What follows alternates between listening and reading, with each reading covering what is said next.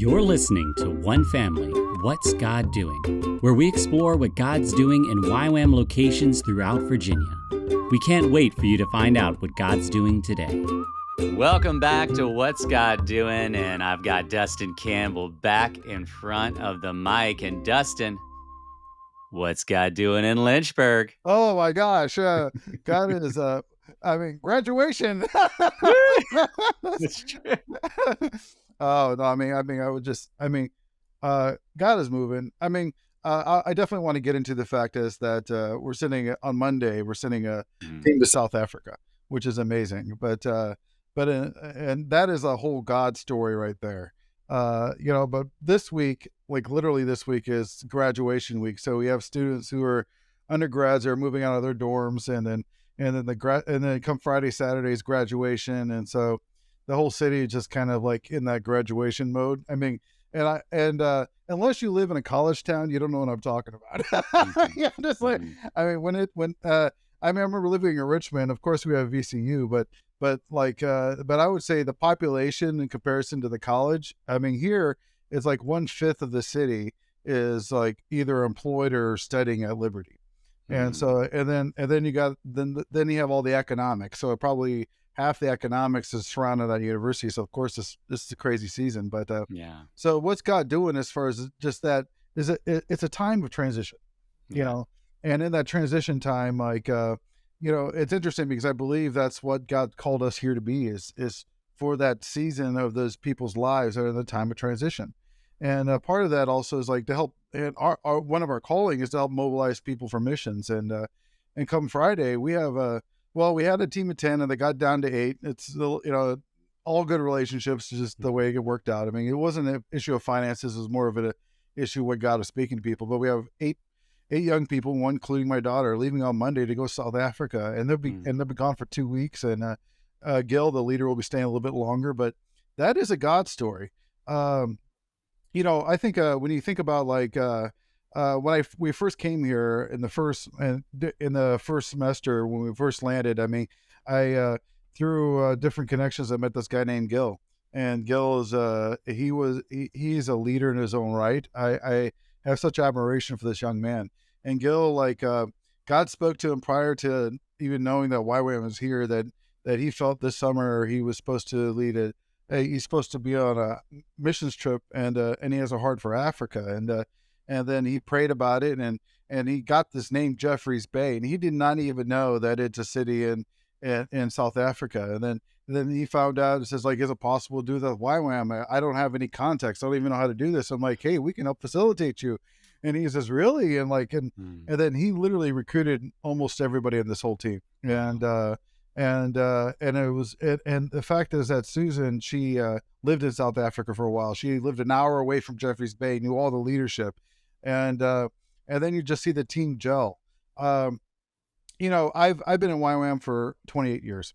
Okay, and in that 28 years, I've been on a lot of outreach teams. I've seen a lot of outreach teams. I've sent out a lot of outreach teams, and I haven't quite seen one like this before. These are these young people that have been affiliated with this team. Is just just been either they're going on, or even those who just step back. I've been so impressed with just their dedication and commitment to God, and wanting just to do what God says, and their growth and commitment, and just wanting to be a blessing, and just follow a path. And I just believe that's why God's brought us here, is just to help get these people and mobilize them and send them forth. So what's God doing? YWAM Lynchburg in its infancy is sending out his first international outreach team. And I think that's a major excitement. It is crazy that we're doing this. But that's in the human mindset. But what God is doing is so much greater. So I'm excited about our next podcast when I get to tell you what happened. So, yeah. Yeah. So, you want to ask me some other questions? See, you planted that cliffhanger. People are going to be coming back because they want to know. That's right. One month from now. I do have a question, though, because you and I have felt called to predominantly long-term missions. You all planted roots in Lynchburg. I planted roots in Richmond. And there are some people that wonder about the value of short-term missions. What value does somebody bring if they're only going to be there for 2 weeks? But you just expressed that over the last couple of decades, you have been a part of and have also sent teams. And so you know that there's value in short-term missions. What is the value in short-term missions? Okay, so I would say threefold. So like there's three major things I could think off the top of my head just by asking that question.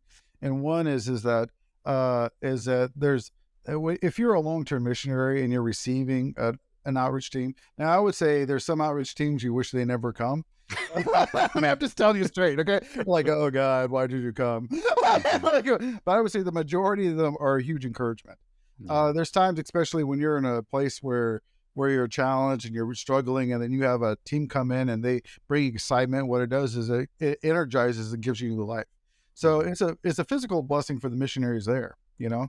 Also, also when you get a team from outside that comes in, they're able to. I mean, I'm talking especially the international trips. They're able to touch the population in ways that that you never thought of or even seen. One example is I remember I was in the Philippines and they asked me to orientate a team from Cambodia going into the Philippines working as a squatter community. These Cambodians, it's just interesting because in their culture, they would do, I mean, they would do things that the Filipinos would not even consider or think about doing. And it really just touched the heart of the people there. And so like it just coming from a different cultural perspective now at times, yes, I do believe you need cultural orientation. You need there's plenty of stories about people screw that up, but a lot of times what happens is it actually opens up doors because of their differences and sometimes even the blind sides that they can move in. Now that I think of another one, but another one is a change of the short termer that goes over. So like the short termer, actually their eyes are open and they see the world in a different light. They get exposed to life and that changes the way they live the rest of their life. It could call them to missions, you know. I mean, it's usually most of our long-term missionaries came from a short-term outreach, and so like a lot of them. Now, personally, like personally, when God called me into missions, I mean, I did a DTS and I knew I was going to be long-term, but that's a rarity in YWAM. Most of our long-term missionaries come from a short-term experience, and so they can be called that, but also. The thing is, if they're not necessarily called as a full-time vocational missionary, if they grasp the understanding they can impact the kingdom in any sphere that they're called in. This is something I was reading. I'm doing this morning actually that we're called. I mean, God asked the Israelites to be a holy priesthood, a holy nation. Okay, so they're called to be a priesthood and holy nation. A priest would be someone who would be an intermediate between man and God, right? I believe as Christians, that's what we're called. We're called to be an intermediate and also a holy nation. And one thing about being a priesthood means in a holy nation, those words are not singular; they're plural. The things we're called to do it as a body. And the fact is that I understand that we are representation, that we're supposed to bring, we're supposed to be, see a holy nation is also a livelihood, how you live. We're supposed to show like a different life to those around us and make an impact in that. And I'm just saying like that can happen. You experience that on a mission field, but that's actually supposed to happen in our daily life. And so, yeah, I mean, I definitely believe in the vocational. I mean, I've been in YWAM. I've been in full-time missions 28 years now. So, I mean, yeah, I definitely believe in the vocational aspect of missions, but I also believe in the fact that whatever sphere you're called in, it be in a business, education, and stuff like that, you, in some sense, are called to be a royal priesthood or a missionary in that context. And having a short-term missions can actually thrust you into that. Of course, the fact is if you get these short terms that go over, there's many short-termers that actually they see the need in missions and they also become a financial backer of those in the long term. And so there's a definitely, and that's where God's kingdom is. That's where God uses each other to help each other financially. And so there's a lot of benefits. And I mean, those are the ones I can think off the top of my head. I'm sure if you give me 5 more minutes, I can come up with a couple more. The people are learning. I don't prep you. I throw the questions out there. But what's funny is the things that you named or I can resonate with that because I was running essentially short-term missions things for folks coming into Richmond, whether for a couple hours, a couple days, a week, a couple months. And those are some of the things that I landed on as well. That when you jokingly said, when some teams come in and you wish they didn't, part of that is when a team comes in with the mindset of, I'm going to fix rather than I'm going to serve. Sure. Yeah. And so that idea that you also named about perspective shift, that became one of the big focuses for me in that work. Is it's not about the work they could do, because sometimes I had to do more work in order to get them work to do. Sure. Yeah. But if I could equip them to better understand who God is and who their neighbors were and how to love God and love their neighbors, then that would make the work worth it. And this is something that's beautiful about YWAM Lynchburg, is you all aren't just saying, all right, come in and we're going to send you out. You're actually seeking to disciple, seeking to walk alongside, seeking to equip, so that when you do send a team, it's not blindly or rashly, but you know that you are sending folks that are more prepared to go in, willing to serve and willing to have their perspectives Well, challenged. can I just jump on what you just said there? Absolutely. Like we were meeting with this team every week, up to like last Monday. And so every week since the beginning of the year, we were meeting them. And I remember just talking about like, okay, you guys are going overseas, and we're talking about differences of the culture. I made it very clear, like, yeah, the tendency is to want to do things and to complete a task, right? I says your priority there is to build a relationship, and you might find yourself go to a location and things are not as they said, or they're not prepared or not ready, or maybe it doesn't even work out. The bottom line is like if you understand your goal is relationship, then that thing doesn't matter. Actually, the task is secondary to building the relationship. And I think that's the biggest thing that we're not. I mean, I'm not saying that there's a value. Okay, there's a value. I was just talking to a friend of mine about doing tasks. I just came back. I didn't share this part, but I just came back from Brazil like a week ago, right? And I was on my way. On the way to the airport. I was talking to my friend Lindsay, and there's a possibility. I'm not saying we're going to do this, but there is a possibility. They're saying, hey, look, next summer we could send a team to Ukraine and help build houses. I mean. And which is a massive need. I mean, YWAM's been doing that right now. And I have friends over there now working in that. And I was just thinking, yeah, we can do a group of Liberty students go to Ukraine. I mean, yeah, it was kind of, I'm pretty crazy, because I'm telling you, a lot of the parents were kind of freaking out over South Africa. Okay, let's just send them to Ukraine. You're weaning them in. I'm just like, let's do the real stuff. And that's very task oriented. You're building houses and you're trying to get as many houses done as possible. And that's good, but even if you talk to them in that context, it's all about relationship too. And I would say and I think this is the biggest thing is like, and I also said, like, if you don't understand something or something maybe offends you, just automatically assume that you don't understand what's going on culturally, and walk in an issue of servanthood and forgiveness, and this is so important for short-term mission teams, but it's how much more important for missionaries in the long field. I mean, and a lot of times we think if we're in our passport country, what I mean by that, like I got a U.S. passport, right?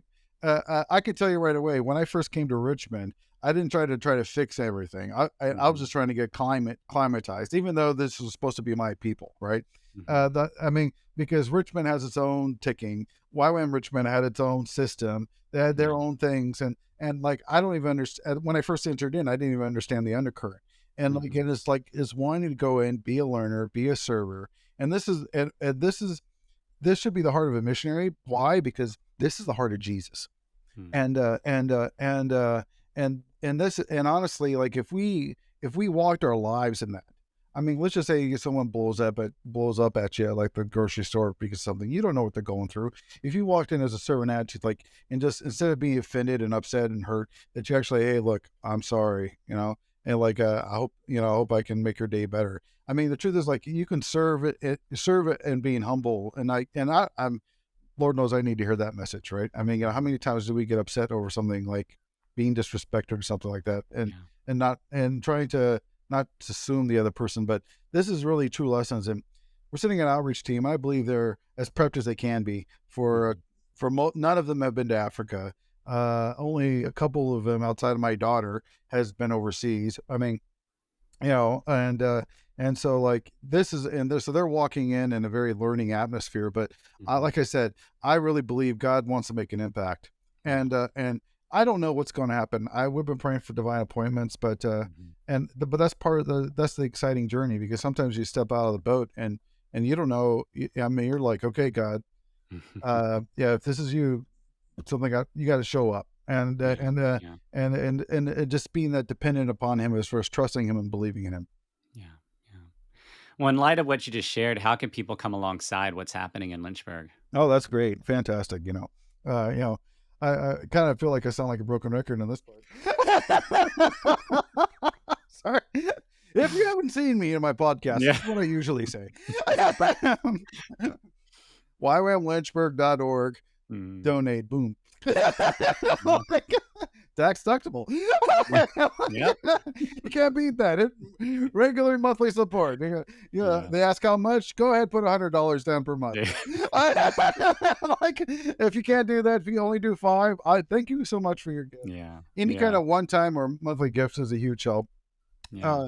We're praying, Paul. You've been helping me on something that hopefully we're going to get a verdict on that next month. But currently, honestly, the truth is that if it wasn't for YWAM Virginia, we would be. I mean, right now we owe money to YWAM Virginia as for YWAM Lynchburg, so we have legitimate debts that we need to pay, and so I want to thank YWAM VA for just standing behind us. But we're a missions group and we're not a money bank, and so like it's not like we can't depend on that forever, and that's money we have to pay back. So any kind of gift you could give is a huge blessing. Actually, tomorrow afternoon, we have some people coming over from another organization here in Lynchburg. They're going to help us paint and fix up. If you live in the Lynchburg area, I would love for you to pray and consider about just volunteering or joining us. Yeah. One thing is, again, if you're like pretty soon, I think it's going to be the last Thursday of every month. We're going to start a monthly worship night. Just come and join us if you're in Lynchburg. And when the next semester starts, we're going to do it every week. And so we just want to welcome the community every Thursday night, especially starting in August. Just say you're welcome to come and join us and be a part of what we're doing. Just relate. I think that's a big one. If you're in YWAM and I ask you, if you have a heart for college students, we definitely need more staff, and pray about that. Pray about joining us and joining staff. And if you're not sure about it, come and volunteer for a couple months, see how it is. Of course, the rhythm's going to be a little different. If you come during the summer, all the college students just left, but, and so this summer is going to be a little more, we got some different activities happening this summer, but yeah, come and join us in that way. So what are the 3 ways you can join? 1, financially. 2nd, you can, just join us in our activities, volunteer practically around around our base while we're preparing for the next summer, the fall. And 3, pray about joining staff. These are 3 basic ways that anyone can help us join. And and that's if you're anywhere between 16 to 80. You could do one of those. You're like, oh, I don't have much money, but I would love to give, but I don't have money. Well, if you can give $3 a month, we can do that. We facilitate that. If you can do more, we can do more than that. Just join us a part of our story and see what God's got to do, because when you invest in YWAM Lynchburg, and of course, intercede for us, pray for us. When you invest in YWAM Lynchburg, understand that your investment is not just for YWAM Lynchburg, but it's for the kingdom. We're talking about expanding his kingdom, and that's through discipling these young people and sending them out. So, yeah. Yep. And right now, those who have already supported, their support is about to stretch all the way to South Africa. So this is real stuff. Well, we've already eaten into some of your mini sermon time, but, has God been placing a verse in your heart as we close out? Oh, I'm not going to read the whole verse. I'm not going to, the passage. I had a whole passage ready here. Okay. Matthew chapter 14. If you start in verse 13, it talks about Jesus feeding the 5,000. And in that context, Jesus asked them to give them something to eat. And then they go like, oh, we only have 5 loaves and 2 fish. And he says, bring them here to me. And the thing is that was a challenge that Jesus was throwing at the disciples, I think. I think God, I think Jesus, and there's so much more depth in this passage. I honestly, I can easily spend 20 minutes just the intro on this passage about the background and what was happening. But the bottom line is I really believe Jesus was challenging them of like, let God work through you. And they quite didn't grasp that. And Jesus showed them that. But then later on, he asked them to get in a boat. He's praying on top of a mountain. And then later on, Jesus is walking on water, and Peter has this challenge. And he says, in verse 28, Lord, if it is you, command me to come to walk on water. And he said, come. So Peter got out of the boat, walked on the water, and came to Jesus. But when he saw the wind, he was afraid and began to sink and cry out, Lord, save me. And Jesus immediately reached out his hand, took hold of him, saying, Oh, you have little faith. Why did you doubt?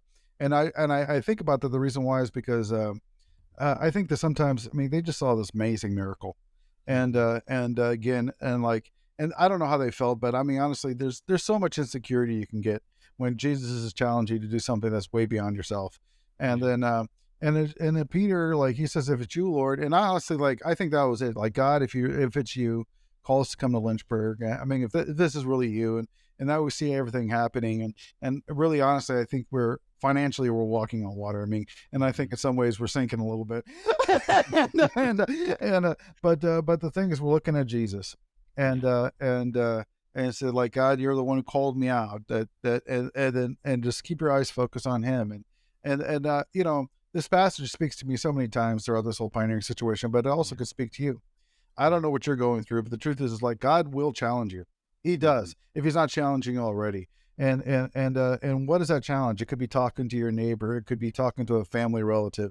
It could actually maybe something more radical. I just talked to a young Indian man last Friday. God told him to quit his job and be available. And he's asking God, what does that mean? But he quit his job. And I mean, and of course, you know, I'm not saying quit your job. I'm just saying, like, the thing is, sometimes God challenges us to do something. The question is, will we step out of the boat? And then, and it doesn't mean that the storm stops. The storm didn't stop when Peter was walking on the water.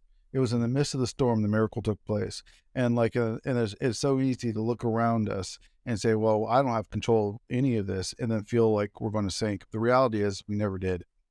And if we embrace that God, I'm just completely trusting you, knowing that it's all out of my hands, that I'll just walk in obedience. And so that's what we're doing in YWAM Lynchburg. That's what this team is doing on Monday.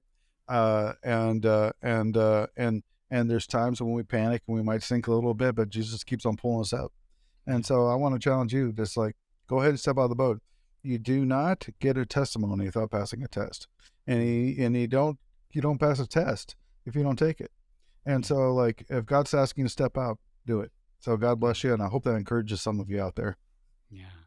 And I want to thank all of you on the Lynchburg team for the ways that you are stepping out, because there's things that you're doing that others would say, well, if we don't have the money, we can't do this. Or if we haven't been around for a year, we can't send a team across the world.